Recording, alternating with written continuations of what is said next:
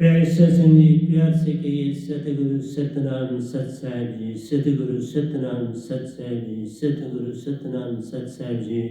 बाबा सतगुरुदेव महाराज की जय, सतगुरुदेव महाराज की जय, सतगुरुदेव महाराज की जय। आज के सत्संग के आनंद की जय, आज के सत्संग के आनंद की जय। तो प्यारे सत्संग जी, मैं सभी ब्रह्मांड के हंसों को, निजधाम के परमहंसों को, निजधाम के सतपुरुष जी के चरणों में मेरा कोटि कोटि प्रणाम है। वही बोलनहार है ये गदाबाई निमित्त बिन माइक का काम करता है, निरक्षर को खर और अक्षर में बदल के आपके कानों तक पहुंचाता है, ताकि आप थोड़ा बहुत जाग सकें और सच्चे पिता का पता पा सकें। जिस घर से आप आए हैं उसकी पहचान हो। तो प्यारे सत्संग जी, आज 12/21 है और मैं आपके समक्ष प्यारी सत्संग जी जो दोई लाया हूँ, उसके कारण, उसी के द्वारा प्रेम भक्ति में कारण महाकारण तन की महिमा, प्रेम भक्ति में कारण महाकारण तन की महिमा के विषय में आज हम आगे चलेंगे और स्वयं की पहचान का हाल भी हम जानेंगे। तो आइए प्यारे सत्संग जी, चलते हैं इसी रास्ते पर। तो कहते हैं जाप मरे अजापा मरे, अनहद भी मर जाए। कबीर साहब ने कहा है जाप मरे अजापा मरे, अनहद भी मर जाए। सूरत समानी शब्द में वह को काल न खाए। ये शब्द है जो लिखा न जाए, बोला न जाए, वह तो शब्द विदे। तो जाप जो अंदर अपने आप चल रहा होता है प्यारे सत्संग जी, इतना अभ्यास हो जाता है कि अपने आप चलता है, तो प्यारे उससे भी पार नहीं होता। अगर कोई अंदर अनहद की धुनों को सुनता है, भंवर गुफा से उठती हैं और शब्द लोक तक जाती हैं, इनका सरबंध हमारे अंदर भंवर गुफा से जो है वो महाशून्य के लोक, शब्द लोक, वाणी लोक तक इसका सरबंध जुड़ा हुआ है प्यारे सत्संग जी। सुरती समानी शब्द में वो भी मर जाता है। जब आपके शरीर शून्य हो जाता है, होश आवाज खो देते हो, तो ये चीज़ें तुमसे गुम हो जाती हैं। तो भक्ति तो तभी है कि हम उसको पकड़ के रखें और उसी में समा जाएं। लेकिन उससे पहले ही हम खत्म हो जाते तो कैसे समाएंगे, ये विचित्र बात है। इसलिए कहा सुरत शब्द सुरती समानी शब्द में, जब आपकी सुरती शब्द जो है वो सतगुरु से मिलता है, जो पूर्ण सतगुरु आता है। कबीर जी अपने वक्त के पूर्ण सतगुरु थे। ये गदाबाई जो आपके समक्ष बैठा है पूर्ण सतगुरु है वक्त का। तो इससे जो शब्द पाएगा वह को काल न खाए, उसको काल कुछ नहीं कर सकता, क्योंकि अनहद ने जापा जापा उसी की पुकार है, उसी से उठा है, उसी से आता है, फिर उसी में समा जाएगा, क्योंकि वो पहले खत्म हो जाता है। इसलिए सुरती को जगने नहीं देता, सुरती के आगे दीवार बना के बैठा हुआ है। और जब ये शब्द आता है, मान जाए सब कुछ ही छूट जाता है। जहाँ सार शब्द तुझ में आन समाता है, तो सार शब्द की महिमा के बारे में मैं सारा बोल रहा हूँ। सत्य प्रेम आनंद में वैनाम शब्द से, सत्य प्रेम आनंद वैनाम शब्द से, ये वैनाम शब्द के बिना ये नहीं जागती। क्यों? ये आत्मा का ही गुण है। आत्मा में सत्य है, आत्मा में प्रेम है, आत्मा में आनंद है। जो प्रेम है उसकी कड़ी जो है वो मन से बनती है, कोई शक की बात। वीर विराग उठता है, प्रेम जगता है, लेकिन उस प्रेम में विजाती होती है, जिसमें वे आ जाए, आशा तृष्णा आ जाए, जिसमें मोह आ जाए, अहंकार आ जाए, वो जो प्रेम है वो स्वीकार नहीं होता, उसमें भी जाती है। इसलिए जब आप सुरतिवान हो जाते हैं, मन बुद्धि चित्त अहंकार छूट जाता है, क्योंकि निरंकार की सीमा में आप सारा काम मन बुद्धि चित्त और अहंकार से लेते हो। लेकिन जब आप सुरतिवान हो जाओगे तो हर काम सुरति से लेना शुरू करोगे, तो सुरति जब आपकी चेतन हो जाएगी उसी नाम शब्द से, जो कि पूर्ण सतगुरु से मिलता है, उसी में सतपुरुष का वास है। और ये उसी को मिलता है नहीं जिसने सतपुरुष को जाना है, अमर लोक को जाना है, निज को जाना।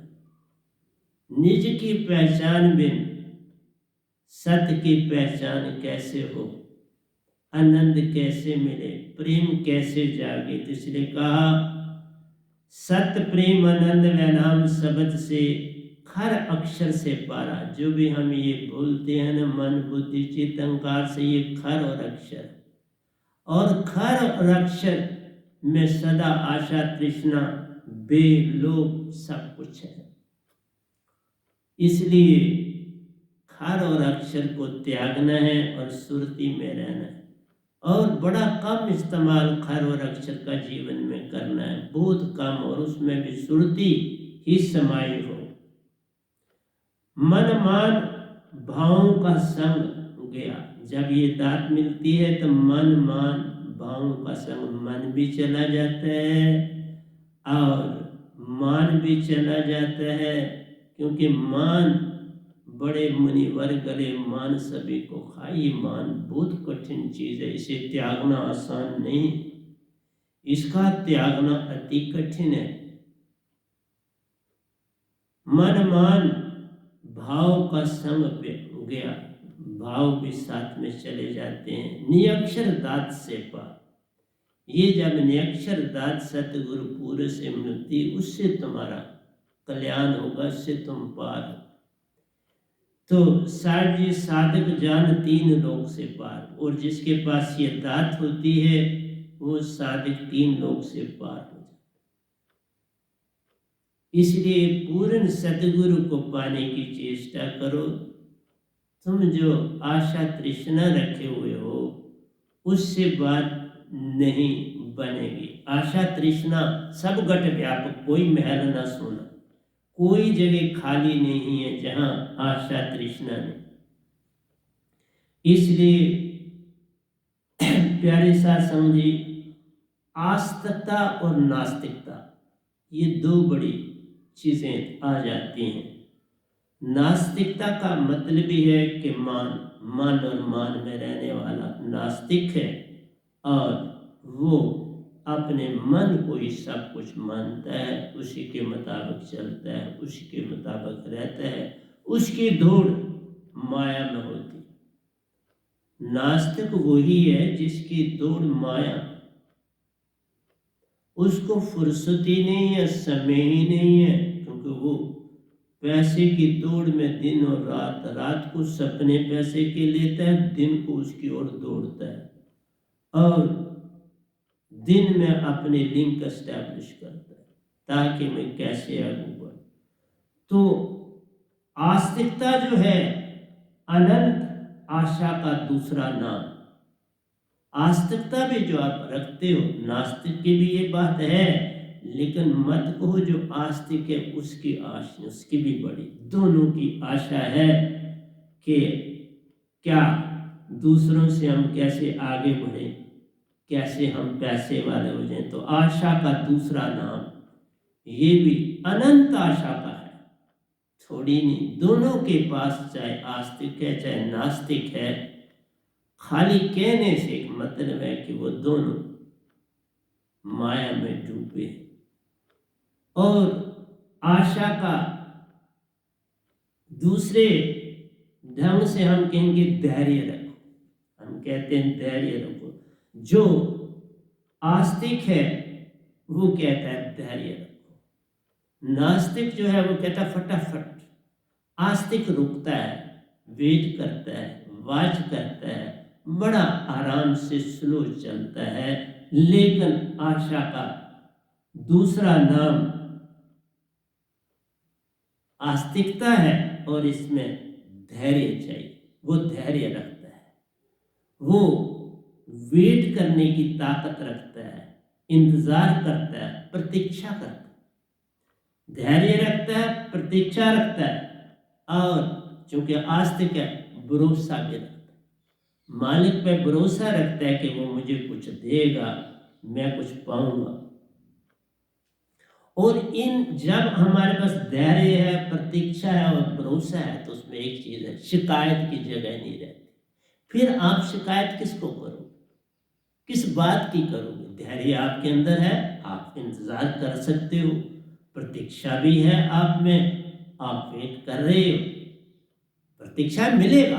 प्रतीक्षा तब पैदा होती है, धैर्य तो है, प्रतीक्षा तब पैदा होती है जब आप समझते हो ये तो मिलना ही मुझे है, तो देर सवेर की कोई बात नहीं है, मेरा काम चल रहा है, मैं उसके मुताबिक चलता रहूं। तो भरोसा भी आ जाता है, कहता है कुछ ना कुछ मिलना शुरू होता है तो भरोसा बढ़ जाता है। इसलिए ये निरंकार भगवान जो है वो तुम्हारे लिए कुछ न कुछ देते रहते हैं, लेकिन तुम्हें मिलता वही है, जैसा कर्म करेगा बंदे वैसा ही फल पाएगा। मिलता तुम्हें अपना, लेकिन जब तुम प्रार्थना करते हो और वो प्रार्थना स्वीकार होती है तो कोई चीज़ देर से मिलनी है तो पहले मिल जाती है, ताकि तेरा भरोसा बढ़े। वो भी चाहते हैं कि तुम्हारा भरोसा बढ़े और तुम्हारी शिकायतें कम।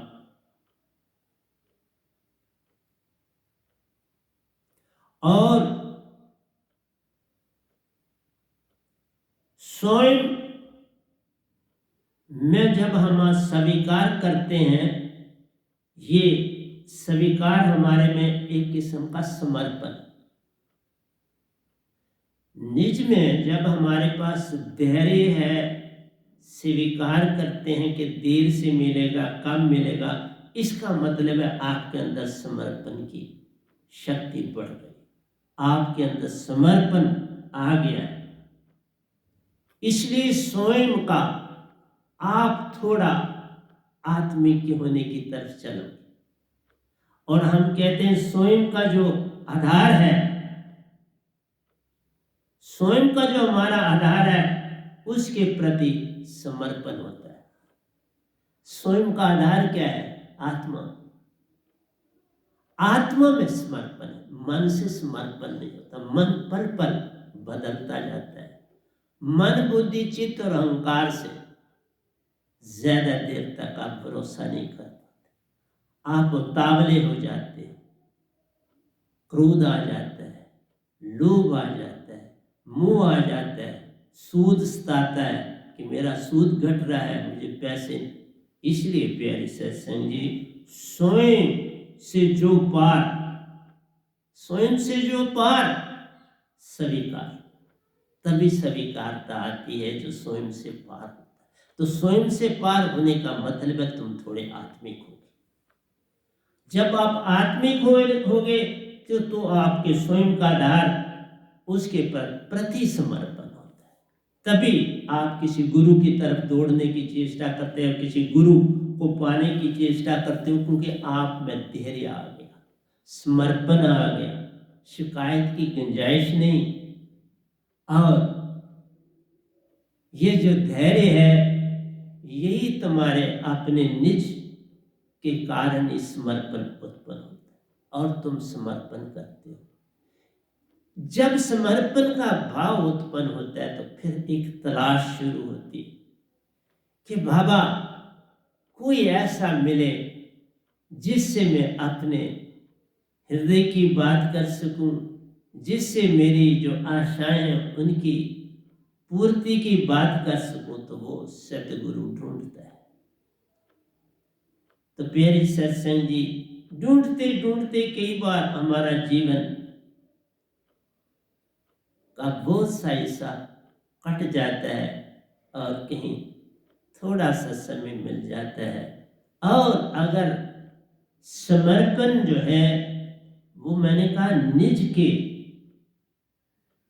अंदर ही समर्पण, ये सुरती का समर्पण होता है। मन कभी समर्पण नहीं करता, मन चलायमान है, मन पल पल भाव देता चाहता है जो तुम्हें समर्पण की ओर ले जाने में बाधा बनता।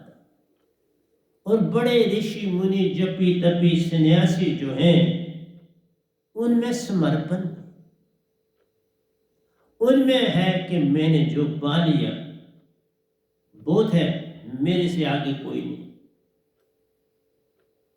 जिस समय आप ये समझेंगे कि मेरे से आगे कोई नहीं, मैंने जो पाया बस, वहां पतन शुरू हो जाता।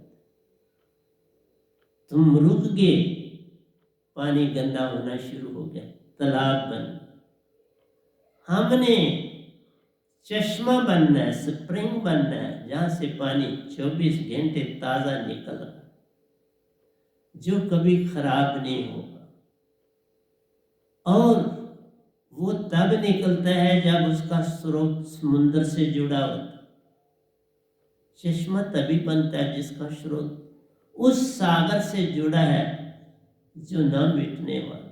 क्योंकि धरती के अंदर सागर ही सागर, धरती तो सागर पर तैर रही, पहाड़ों के पहाड़ उस सागर पर तैर रहे। तो प्यारी सत्संग जी, इसके ऊपर भी मैंने लिखा है, आइए हम उस पर चलते हैं। एक तो मैंने आपको बताया सत प्रेमानंद वैनाम शब्द से हर अक्षर से पारा, मन मान भावों का सम गया, निरक्षर दात से पारा। जब तक पूर्ण सतगुरु नहीं मिलता तुम पार नहीं हो सकते। पूर्ण सतगुरु के मिलने से, ये दात पाने से तुम पार हो सकते हो। और कोई ढंग है ही नहीं कि तुम पार हो जाओ।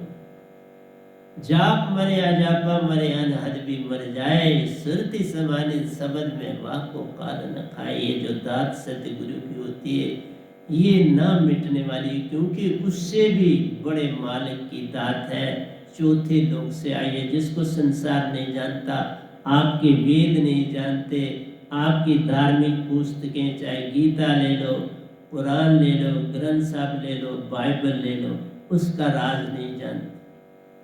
क्योंकि कबीर साहब ने ऐसे ढंग से लिखा कि लोग उन चीज़ों की तरफ नहीं गए, उनको नहीं पहचानने की चेष्टा की, जबकि उन्होंने बड़ा खुला लिखा है, ऐसा नहीं। पर आपको जब समझ नहीं आती, वो रास्ता बताने वाला नहीं मिलता, तो उस समय अड़चन आती। तो रास्ता तो कोई एक आधा ही है जिसको ये रास्ता मिलता है। मैं एक और बड़ा दुआ आपको सुनाने के बाद मैं आ जाऊंगा कारण और महाकारण शरीर की दुनिया में, लेकिन सीधा चले जाएं तो बात बनती नहीं। कहते हैं पवन चढ़ावे सिद्ध कहावे, जो अपने अंदर वायु को भर के तो ऐसे बना लेता है जैसे हवाई जहाज है, सिद्ध कहलाता है, फट पहुंच के ऊपर पहुंच जाता है, जैसे हमारे बड़े योगेश्वर हुए, उनमें ये चीज थी। गोरखनाथ जी ने जब कबीर साहब से गोष्ठी की तो वह फटाफट आकाश में चले गए, छोटे से बन गए।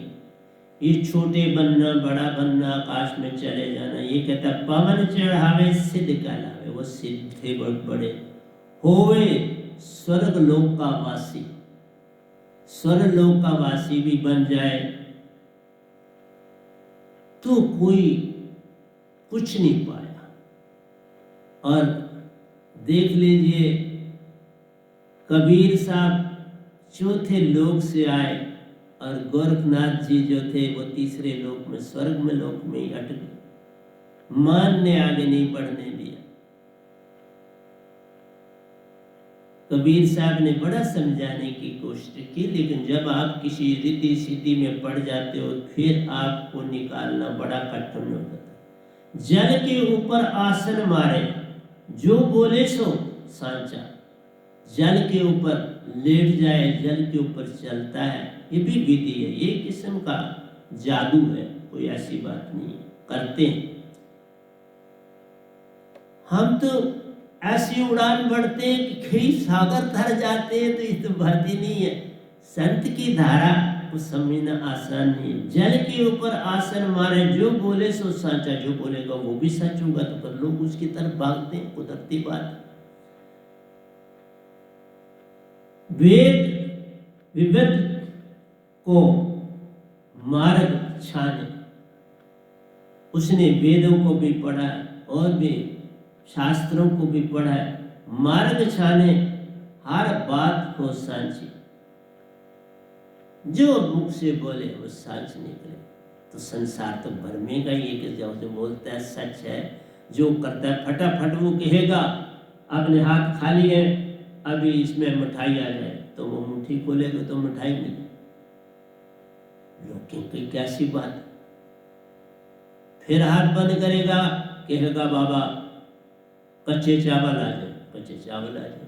मैंने भी देखा, मैं बचपन में एक को देखा कि उसने फट अपनी मुट्ठी से चावल पैदा कर दिए और कहा मुझे ये प्रसाद ले। मैंने प्रसाद नहीं लिया, पर देखा उसने बनाया। 3 लोग में कुछ ना छोड़े, 3 लोग की जो चीज है उसके पास आ जाए। 3 लोग का समझो वो भी, हम ब्रह्मस्मि अनल हक, तभी बनता है अनल हक, हम ब्रह्मस्मि, ये अवस्था बनती है, कारण शरीर में बन जाती है। मैं आ रहा हूँ बस के बाद घबरा। 3 लोग में कुछ ना छाड़े, हर काम में संगी, हर काम जो जिसमें हाथ डाले फात कर दे। मशीन को कहेगा इशारे से वो चलता, जैसे इलेक्ट्रिसिटी उसमें पहुंच गई। हर काम में संगी, कहीं गुप्त कहीं प्रकट हो गए। राजा जनक भी जनक वदेही कहलाते थे। उनकी विधि जिनके पास है आज भी है, योगानंदा की पद्धति में लोग हैं कि वो एक जगह से जाके दूसरी जगह पहुंच जाते हैं, फौरन वहाँ का मैसेज लेके वापस भी आ जाते हैं, क्योंकि वो कारण शरीर से चले जाते हैं। बॉडी यहीं रह जाती है, कारण शरीर जो है, एक आपका स्थूल शरीर है, अब मैं साथ चलता हूँ। एक स्थूल शरीर है आपका, एक सूक्ष्म शरीर है, एक कारण है, एक महाकारण है, ज्ञानदेही है और विज्ञानदेही है। 6 तन। 6 तन के तुम मालिक हो, बड़े अमीर, लेकिन तुम्हें पता नहीं, तुम 2 तन में रह के चले जाते हो। चलो योगी सन्यासी ये तो है कम से कम कारण तन में जाते हैं। ये जितनी बातें मैंने अभी आपको बताई ये कारण तन की।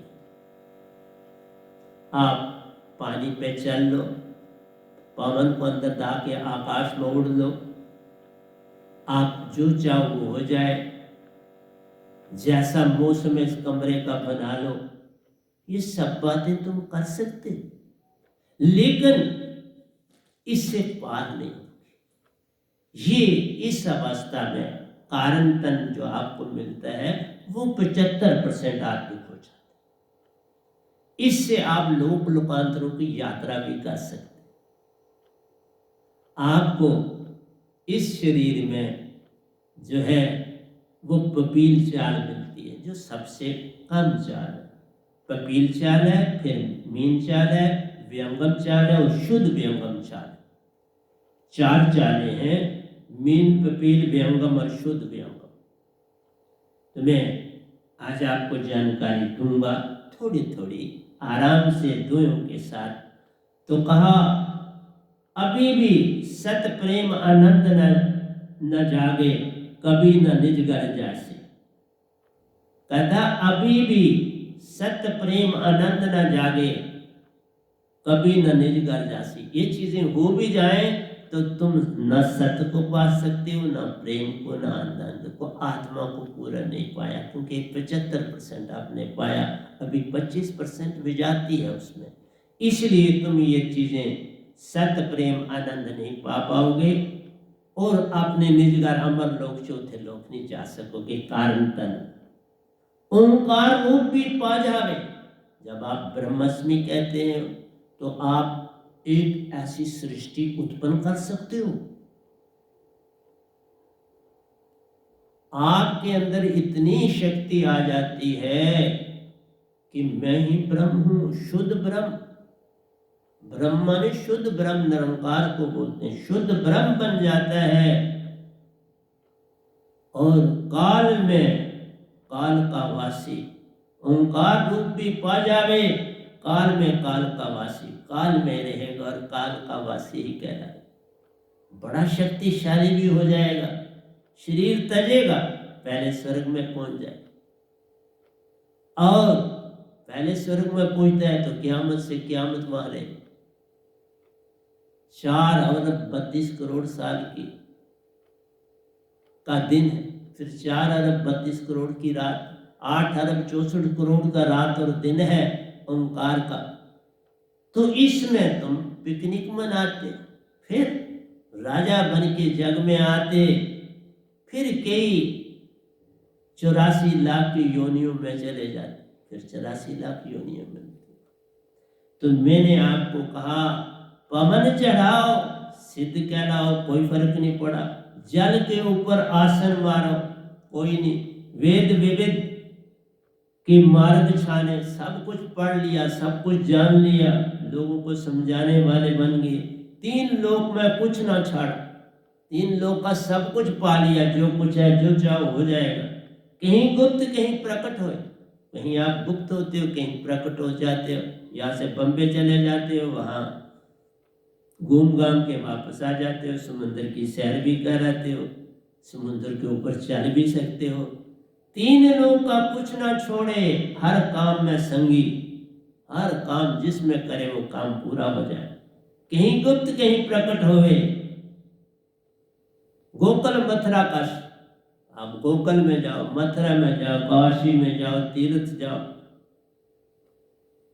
8 सिद्धियां 9 निधियां तुम्हारे पास आ जाएंगी। सिद्ध भी कहलाओगे और योगी भी कहलाओगे। अभी भी सत्य प्रेम आनंद न जागे, कभी न निज घर जासी। अभी भी आत्मा शुद्ध नहीं हुई, अपने घर नहीं जाओगे। ओंकार रूप भी पा जाओ, काल में काल का वासी। काल के 3 लोग काल है, 3 लोग परले तराई, चौथा लोग अमर है भाई। 3 लोग के तुम राजा जैसे बन जाओगे, ओंकार भगवान की तरह बन जाओगे, लेकिन पार नहीं हो जाओगे, आत्मिक नहीं बन पाओगे। तुम 75% ही आत्मिक रहोगे। तो आइए हम दूसरे काव्य पर जाते हैं। काव्य आपको सुना, ये काली लिखे हैं। मन आत्म को नाच नचावे, कहता है मन आत्म को नाच नचावे, कभी न छोड़े खाली। मन बड़ा चला, पल पल इस आत्मा को, जैसे नट नटवर को दुख दई, नाना नाच नचावन ले। जैसे बंदर को जो है नटवर खूब नचाता है, खेल दिखाता है, कभी वो टोपी पहन रहा है, कभी कुछ कर रहा है, कभी इसकी शादी हो रही है, तो वो सारे खेल आप देखते हो मदारी के। तो प्यारे साथ मन आत्म को नाच नचावे, कभी ना छोड़े खाली। अंत अंतःकरण में 8 कोने, हमारे अंतःकरण में 8 कोने, 8 पत्ते हैं, 8 दशाएं हैं। 4 दिशाएं तो आप जानते हैं, उनके बीच में फिर आप 45 का एंगल बना दो, काट दो, 8 हो जाए। अब आपके पास 8 ट्रायंगलें बन जाएंगे, आपके पास 8 दिशाएं बन जाएंगी। तो ये मन 8 दशाएं देता है। कभी आप उत्तर दशा में होते हो, कभी दक्षिण दशा में होते हो, कभी पूर्व में होते हो, कभी पश्चिम में होते हो। प्यारे सत्संग जी, कभी उन दोनों के मध्य में, एक के मध्य में, फिर दूसरे के, फिर तीसरे के, फिर चौथे के मध्य में चले जाते हो। इन सब जगहों पे तुम्हारे को मन नचाता है।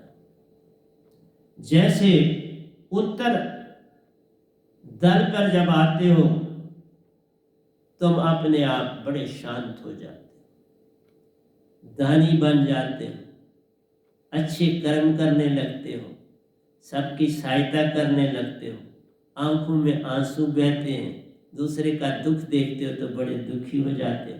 ये होती है बात। उत्तर तल पर मन का वासा पल में करे तुझे शांत, दीन दुखियों की सहायता करता, दुख सहना कठिन ले जान। दुख सहना बड़ा कठिन हो जाता है, किसी को दुखी देखता है वो भी दुखी हो जाता है। तो ये भी मन खेल खेलता है। मत समझो मन बड़ा चंचल है, मन सिद्ध और साध है। मन सुरती की तार बन जाता है और तुम्हें नाना नाच नचाता है। इस तरह से उत्तर दल पर जब तुम आओ, अच्छे सुंदर जग में काम कर जाओ, लेकिन जब दक्षिण दल पर जाते हो, काम क्रोध लोभ मोह अहंकार संग में आते, कभी न देते चैन, पल पल तुम्हें बरमाते हैं, उठाते हैं, सोने नहीं देते नैन। तो आंखों में नींद भी नहीं आती, काम क्रोध से आंखें लाल रहती हैं, जरा सी बात पर क्रोधित हो जाते हो, जरा सी बात पर गुस्सा कर लेते हो और कई बार ऐसी हरकत कर देते हो कि जेल भी जाना पड़ जाता है और उसकी सजा भी भुगतनी पड़ती है। ये है मन का तल। जब दक्षिण दल पर मन है आता, अति क्रोधी लोभी तुम्हें बनाता, कभी ना देता चैन। यही है मन का सच्चा काम। ये मन करता है प्यारे। और ये क्या है? गुप्त सभी है, गुप्त बेव है संग सब। पता आपको नहीं चलता, समझते मैं कर रहा हूं, आप नहीं करते, करता हूं। गुप्त बेव है संग सबके, मन ही निरंजन जानी। मन ही ओंकार भगवान, निरंजन भी इन्हें बोलते हैं। इसलिए प्यारी सत्संग, इसलिए मन वचन कर्म से सतगुरु चेतन सुरति ध्यान, सतगुरु को पाओ। बचना है तो सतगुरु के संग जाना पड़ेगा, कोई रास्ता नहीं। मन वचन कर्म से, मन से, वचन से, कर्म से सतगुरु को पकड़ो, फिर मन तुम्हें नहीं सता पाएगा। देई सतगुरु मुक्ति दान, इसलिए सतगुरु आज्ञा निर्गत रहे, संग नाम वदे खोया रहे। ये जो वैनाम शब्द है, इसमें तुम खोए। इस दात को पाए बिना एक भी ना जान तू पा। तो मैं आपको अब ले चलता हूं थोड़ा कारण तन। ये कारण की ही बातें करी आपको कि कारण में ये सब कुछ मिलता है। योगी जति सन्यासी सब मिलते हैं। किसी ने मुझे पूछा कि ये बबूत क्यों लगाते हैं शरीर को, क्या कारण है? बस लंगोटी पहनी हुई है, बबूत लगाई हुई है, बाल लंबे लंबे हैं। वह मैंने उन्हें बोला कि ये सर्दी से बचाने का ढंग होता है। आपकी बॉडी में पोर्स हैं, जहाँ जहाँ बाल निकले वो पोर्स हैं, वो एक किस्म की ट्यूब्स हैं। वहाँ से जो है आपकी बॉडी में सर्दी और गर्मी प्रवेश करती है, जिससे अंदर का शरीर ठंडा हो जाता है या गर्म हो जाता है। इसलिए जब बबूती आप लगाते हैं तो वो पोर्स भर गए होते हैं, उनमें से पावन नहीं, अंदर नहीं जा सकते, तो आपको सर्दी जो है नहीं लगती, गर्मी नहीं सताती। तो ये कारण है जिससे ये बबूत लगाए जाते हैं। ये वैज्ञानिक, देखा विज्ञान क्या कुछ कर देता है। जितनी पतली बबूत होगी इतना आपकी बॉडी जो है वो गर्मी और सर्दी को टॉलरेट करेगी जब ये बबूती लगाई है बॉडी पर। तो जीवन जो आपका है इसको आप बचाने की तो चेष्टा करते हो बहुत, लेकिन जीवन खाक की डेरी है, जिसे खाक में समाना है। तू तो चेतन धारा है, मां चेतन में ही समाना। ये तन खाक की डेरी है, खाक में इसे समाना है, पर तू तो चेतन धारा है, चेतन श्रुति में तुझे समाना है। इतना सा जान लो तो हो गया फर्स्ट। लेकिन प्यारी सत्संग जी, कभी भी आप किसी को देखें कि ये प्रेम में डूबा है, तो प्रेम में, मुझे वो एक बात याद आई, कोई टीवी पे कह रहा था,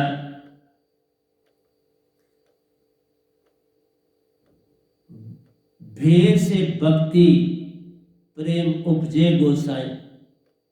किसी डॉक्टर ने बोला, कोई बात कर रहा था साइंस के बारे में, कोरोना के नई लहर के बारे में, माइक्रो वायरस के बारे में। तो उसने एक बात ये कही, मैं सुन रहा था, उन्होंने कही कि भेद से प्रेम भक्ति उपजे गोसाई। तो मुझे अचंबा लगा कि संसार कितना भूला हो। प्यारी सत्संग जी, भेद से कभी भी न प्रेम उपजता है न भक्ति उपजती है। जैसे में आप देखिए, जो वाइफ एंड हस्बैंड होते हैं, मोस्टली केसेस में आप देखो, क्योंकि मोस्टली 100% नहीं मैं कहता, 95% जो मेल है वो डोमिनेट होते हैं और फीमेल सप्रेसिव होती है।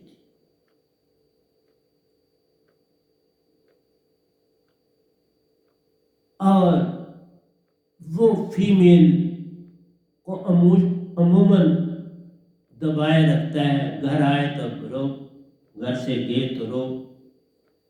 तो जो बीवी है वो बे में रहती है, और बे में वो खुश नहीं रहती। आता है तो भी दुखी होती है, जाता है तो भी दुखी होती है। बाप और बेटा है, अगर बाप कमाई अच्छी कर रहा है, बेटा पढ़ रहा है, तो बेटा बाप से पैसे मांगते समय, कोई चीज मांगते समय डरता रहे, बड़ा डर डर के मांगे। और कभी कोई बहुत बड़ी चीज लेने तो 10 बार वो सोचता है कैसे मांगू तो मुझे मिल जाए। कई बार वो माँ से कहता है तू क्या, माँ कहती तू खुद क्या, क्योंकि माँ भी डरती है और बेटा भी डरता है। बे, जहां बे है प्यारी सत्संग जी, वहां प्रेम नहीं होता। और कई बार क्या होता है, जब बाप ने कोई खास काम तो नहीं किया, बेटा पढ़ लिख गया, बाप ने मेहनत बड़ी की, वो कुछ ऑफिसर बन गया, कोई अच्छी पोस्ट पे, फिर बाप डरने लगता उससे, फिर बेटे से बाप डरने लगता और बेटा डराने लगता है, पल पल कोसेगा, ये क्या कर दिया, ये क्या कर दिया, वो क्या कर दिया। ये भी मैंने अपने जीवन में देखा।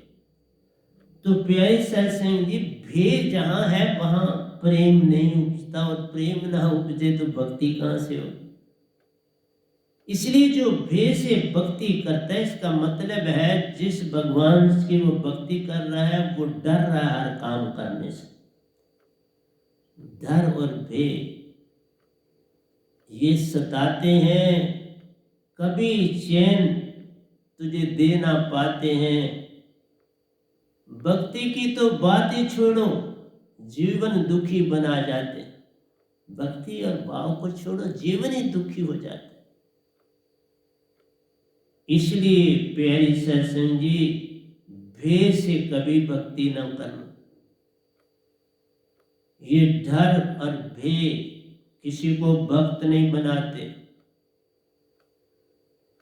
भय किसी से नहीं खाना, अपने सीधे रास्ते पर चलो, अपना सीधा जीवन व्यतीत करो।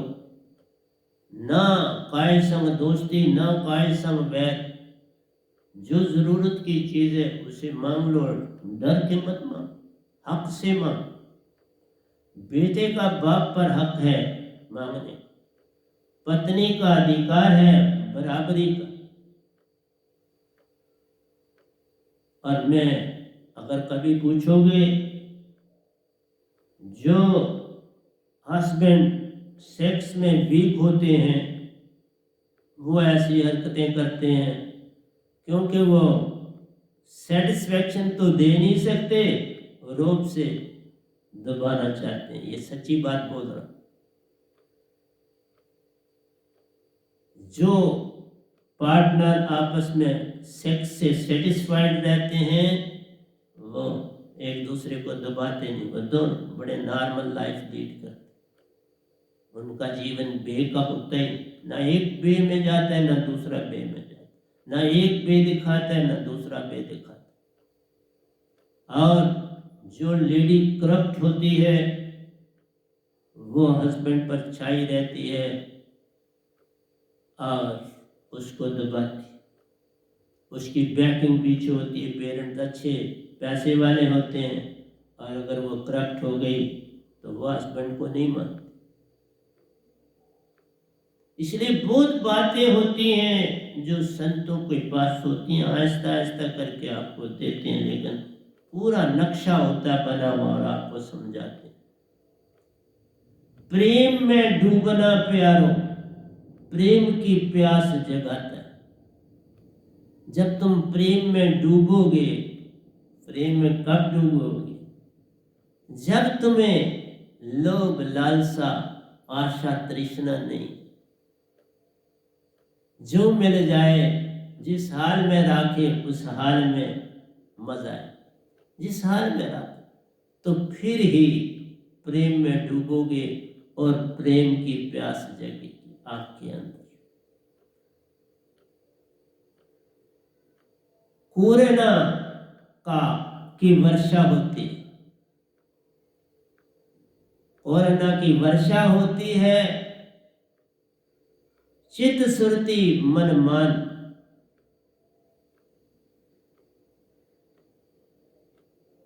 चित सुरती मन मान गया,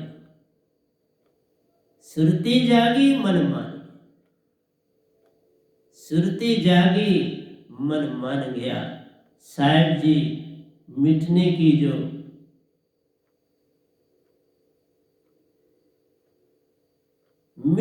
की जो प्यारो धारा बहती, मिटने की धारा भी फिर बन जाती है। जब प्रेम की धारा बनती है, मिटने की धारा बन जाती है, वे आती और जाती। तुम्हें मिटाया और बाकी चले, काम अपना कर दिया, लेकिन ये तब है जब तुम्हें अभी दांत पाई नहीं। दांत पाल होता है ऐसा बात नहीं।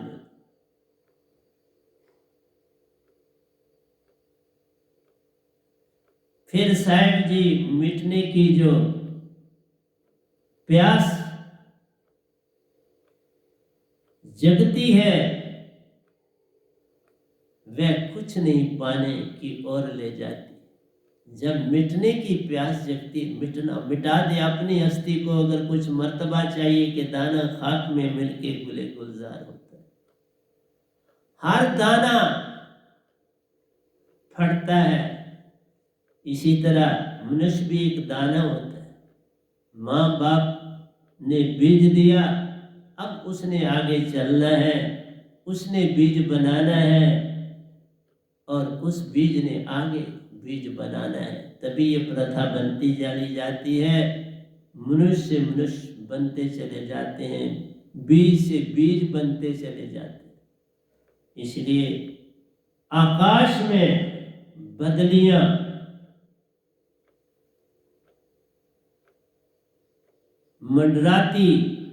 मंडराने लगती हैं, आंसू की धारा बहने लगती है। देखो, आकाश में बदलियां मंडराने लगती हैं, आंसू की धारा बहने लगती है। प्रेम ये कसौटी, जिस तरह आकाश में बदलियां, बादल आते हैं फिर बरसना है। जब तुम में प्रेम जागेगा तो तुम्हारी आंखों से आंसू बरसना शुरू हो। टूटने मिटने से प्यार, टूटना है मिटने से प्यारो, सुरती चेतन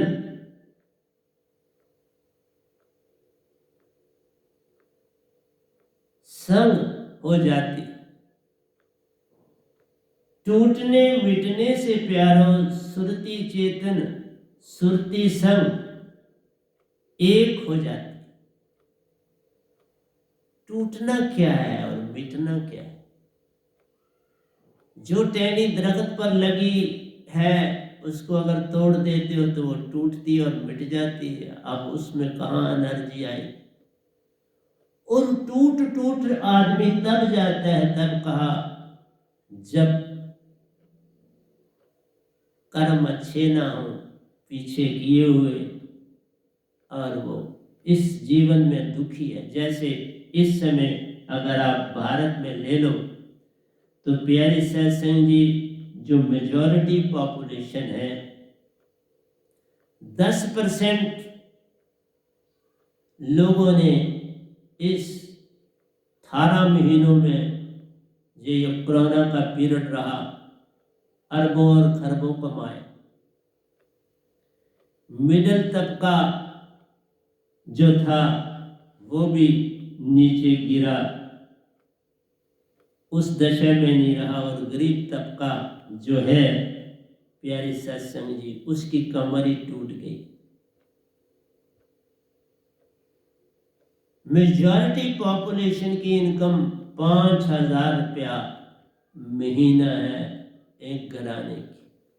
उसमें वो खाएं, कपड़ा पहने या किसी मकान का किराया दे, क्या करें? अमीर सदा अमीर होता चला जाता है हर साल, और गरीब गरीब होता चला जाता।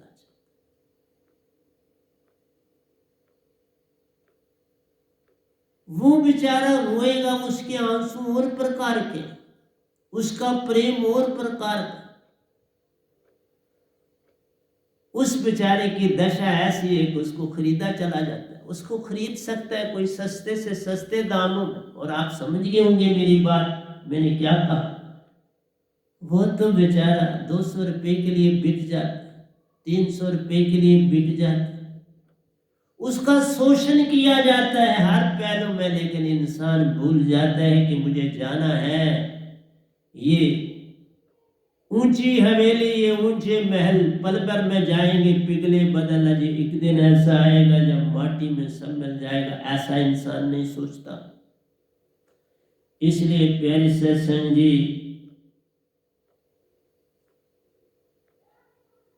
माटी ही ओढ़न माटी बिछावन, माटी का तन बन जाएगा, सब माटी हो जाएगा। लेकिन हम जीवन में ऐसा नहीं सोचते। जो ऊंची पद प्रतिष्ठा में, उनके पास ये सोचने का समय नहीं।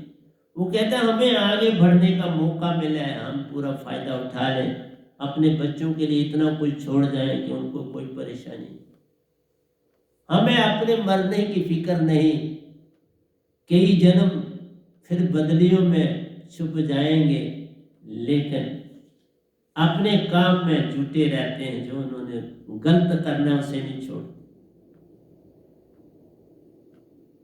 तभी कहा प्रेम में डूबना ही प्यारो, प्रेम की प्यास जगाता है। कोरोना का की वर्षा होती है, चेतन सुरती मान हरते हैं। साहिब जी, मिटने की जो धारा उठती है, शब्द पाने से मिट जाती है, आकाश में बदलियां मंडराने लगती हैं, आंसू की धारा बहने लगती है। बस जिस तरह बादल मैंने कहा आकाश में मंडराने लगते हैं, उसी तरह से आंसू से जो दुखी है, टूट गया, जो टूट गया और सूख गया, अब उसने जलना ही और क्या करे। जो टूटा वो अब जलेगा।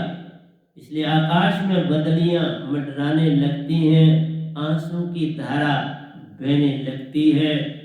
टूटने मिटने से प्यारो सुरती चेतन सुरती संग एक हो जाती है। अगर तुम्हारे पास दात है सतगुरु की, तो तुम्हारी सुरती सतगुरु की चेतन सुरती से एक हो जाती है, फिर कोई अंतर नहीं रहता। जैसे 4 लकड़ियां आपने लगाई और जल रही हैं, तो आपको आग मिल रही है, आप नहीं देखते किस लकड़ी से ज्यादा आग निकल रही है और किससे, तुम्हें आग से वास्ता तो वो मिल जाती। इसलिए टूटने और मिटने से प्यारो सुरती चेतन सुरती संग एक हो जाती है। तुम्हारी सुरती सतगुरु की सुरती से चेतन से मिलके क्या होती है, एक हो जाती है। प्रेम गली अति सांकड़ी प्यारो, जहां में 2 से 1 बन जाते, प्रेम गली में 2 से 1 बन जाते। तुम्हारे साथ सतपुरुष की सुरती जो सतगुरु से मिली, वो तुमको एक ही कर देती। एक लकड़ी से दूसरी लकड़ी तो आग एक ही बन गई, तुम्हारी जोत एक ही हो जाती है, अंतर कोई नहीं रहता उसमें। जीवन खाक की डेरी है, जैसे खाक में समाना है, जिसे खाक में समाना है। तू तो चेतन धारा है, महाचेतन में ही समाना।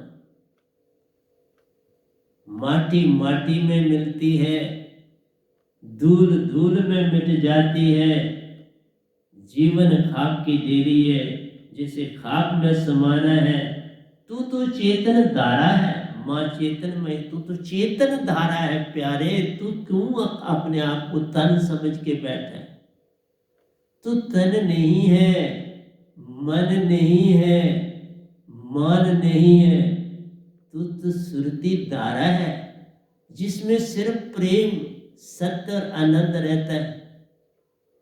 इसलिए प्रेम सत्य आनंद में जाना है तो सुरती धार ही बनना पैना है। सुरती धार बनेगा, उसमें जा समाएगा। अब पीछे क्या रह जाना है, बस इसी चीज को पाना। अगर इसको पा जाओगे, सब कुछ तुम्हें मिल जाए। तो प्यारे शेर सिंह जी, मैंने आपको कारण तन की बात बताई कि ये जितना कुछ, इवन प्रेम की छोटी सी लकीर भी जो बनती है, वो अभी कारण तन तक, उससे तुम लोक लोकांतरों की छोटी छोटी यात्राएं कर सकते हो। आपको पपील चाल मिलती है और कारण तन तुम्हारा स्थूल और सूक्ष्म तन पीछे रह जाते हैं और कारण तन बॉडी से बाहर। शक्ल से देखोगे तो वही उसको भी वही शक्ल मिली होगी जो तुम्हारी। देखा, कारण तन को ही ये शक्ल मिली होती है। तुम्हें नजर आता है ये स्थूल तन की, ये स्थूल तन की शक्ल नहीं। अगर मुझे पूछते हो तो ये जो शक्ल चेहरा तुम्हारा है बॉडी का, ये छठे तन का चेहरा, ये पहले तन का चेहरा नहीं है, छठे तन का है। और तुम्हें नजर आता है ये तेरा चेहरा है। छठे तन में किसी को, अगर जब मैं निजधाम गया प्यारे सत्संग जी, या सतपुरुष मुझे मिलने आए, दात देने आए, तो किस तन ने उनको पहचाना? स्थूल ने थोड़ा पहचाना, सूक्ष्म ने थोड़ा पहचाना, कारण ने नहीं का पहचाना, महाकारण ने नहीं पहचाना, ज्ञान देह ने नहीं पहचाना, विज्ञान देही ने नहीं पहचाना, पहचाना किसने? इन 6 तन के पार तुम। ये तुम्हारा ही रूप है उस छठे का, जो तुम्हारे चेहरे पर झलक आती है ना, ये तुम्हारे उस आत्मा की झलक। तुम्हारे चेहरे पर रौनक है तो उस आत्मा की रौनक। तुम्हारी चाल में तब्दीली है तो आत्मा की। आत्मा वैसे चला रही, तुम काम बोध कर सकते तो आत्मा करवा रहे। सब काम आत्मा का है। जब तुम आत्मिक हो जाओगी, ये तन उसका गुलाम हो गया। जे तू मेरा हो ही रहे, सब कुछ तेरा होए। जिस दिन तुम चेतन हो जाते हो, ये सारे तन के जो आपके 6 तन है आपके गुलाम हो जाते। और 6 तन गुलाम हो गए तो मन भी गुलाम हो, क्योंकि मन माया एक को जानो। 6 तन इंद्रियां तुम्हारे आप मुताबिक चलती हैं। तुमने इंद्रियों को कहते हो इतना खाना देना है, वो कहते हैं ठीक है सर। आज तुमने इतनी एक्सरसाइज करनी है, कहती है ठीक सर। तुम अब इंद्रियों को, मैं जैसे आपके पास, मैं इंद्रियों को अब चलाता हूं, इंद्रियां नहीं मुझे चलाती। क्यों? कि अब सारे का सारा ये तन आत्मा के कंट्रोल में आ गया, मन भी आत्मा के कंट्रोल में आ गया। इसलिए अब तुम्हारा उठना, बैठना, चलना, फिरना आत्मा के अंडर है। तुम आत्मिक हो गए, पूरा समर्पण हो गया। तुम जब आत्मिक हुए तब समर्पण हुआ। उससे पहले तुम्हारा समर्पण नहीं है, तुम सिर्फ चेष्टा कर रहे हो, समर्पण नहीं। समर्पण होता ही तब है जिसे आप समर्पण कहते। 6 तन तजने के बाद ही समर्पण होता है।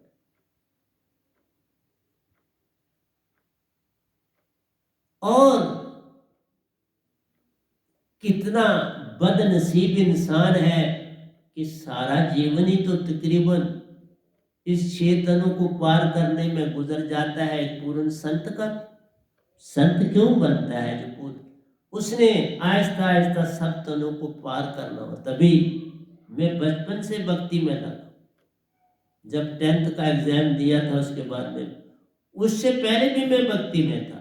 जो हमारा वो चिल्ड्रन होम था, वहाँ भक्ति की धारा बहुत अच्छी चलती।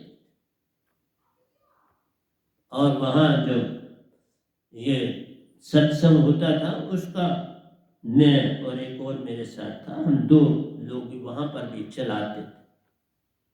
ये बचपन से चीज मिली। सत्संग कराते थे। जब तक हम नहीं पहुँचते थे तब तक सत्संग नहीं होता। पहुँचे तो शुरू, लेकिन पहुँचना जल्दी होता था हर एक को। तो मैं आपसे ये कह रहा हूँ, तुम्हारे चाल, तुम्हारी बोली, तुम्हारी वाणी, तुम्हारा खाना, तुम्हारा उठना, तुम्हारा बैठना, सोना, किसी से बातचीत करनी, तब आत्मिक हो जाएगी। तुम्हें खुद पता चल जाएगा कि सतगुरु कैसा होता है।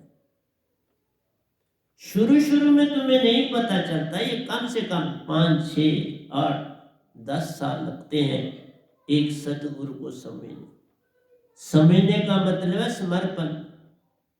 समर्पण कम से कम 10 साल होगा तो तुम्हें होश आएगी। इसलिए ज्यादा दीक्षा दे के क्या कर लो? एक ही जैसे घास का उगना आराम से खुद हो जाता है, लेकिन किसी गुलाब को लगाना है तो उसकी कलम लगानी पड़ेगी, फिर उससे दूसरी कलम बनानी पड़ेगी तो वो आए। कोई और पौधा लगाना है, उसका सीड फेंकना पड़ेगा, उसको उगाना पड़ेगा तो वो पौधा बने। इस तरह प्यारी सत्संग जी, इस जीवन को सुधारने के लिए यत्न करना पड़ता। योगी, जति, सती, सन्यासी, इन्हीं में तुम उलझ जाते हो। आगे कैसे जाना? कोई पूछा निज घर आपने माया धर ले आई। माया तुम्हें आने नहीं देती सतगुरु के पास, निज घर जाने नहीं तुम्हें देती। ये सब माया का खेल। तभी कहा ना, आशा तृष्णा संकट व्यापक, कोई महल ना सुन। ये आशा तृष्णा तुम्हें पार होने नहीं देती, तो कैसे बात बनेगी। तो महाकारण तन, कारण तन मैंने बोला 75% आत्मिक होता है। आपको जो चाल मिलती है वो पपील चाल मिलती है, लेकिन ये सूरज की रोशनी से भी तेज चलती है। सूरज की रोशनी से इसकी स्पीड तेज है, ये बता है इसका नाम पपील चाल, लेकिन बड़ी तेज, क्योंकि एक एक लोक लोकांतर इतना दूर है जिसका कोई हिसाब नहीं। और वहां तुम जाके उसकी परिक्रमा करके वापस आ जाते हो। पहले आपको एक को पार करने में 1.5 घंटा लगे, फिर जो ही तुम्हारी और भक्ति बढ़ती जाएगी, फिर तुम 2 देख सकते हो उसी 1.5 घंटे। वो स्पीड अपने आप बढ़ जाएगी तुम्हारी। जितना तुम अपनी भक्ति में आगे बढ़ते जाओगे, तुम्हारी स्पीड बढ़ती जाएगी। तो कारण तन में हमें पपील चाल मिलती है, और इसमें सन्यासी, योगी, जति आदि सारे जा सकते और जाते, वो शरीर से बाहर हो जाते, यात्रा करके आ जाते। भूख प्यास पर इतनी सताती नहीं, इतनी नहीं सताती नहीं, बस तुम जरूरत के मुताबिक इतना खाते हो। खाना भी जरूरी है क्योंकि बॉडी को ठीक रखना। तो फिर जो दूसरा तन है वो है महाकारण तन, उसे महाप्रज्ञावस्था भी कहते हैं। जो कारण तन है उसे प्रज्ञावस्था कहते हैं,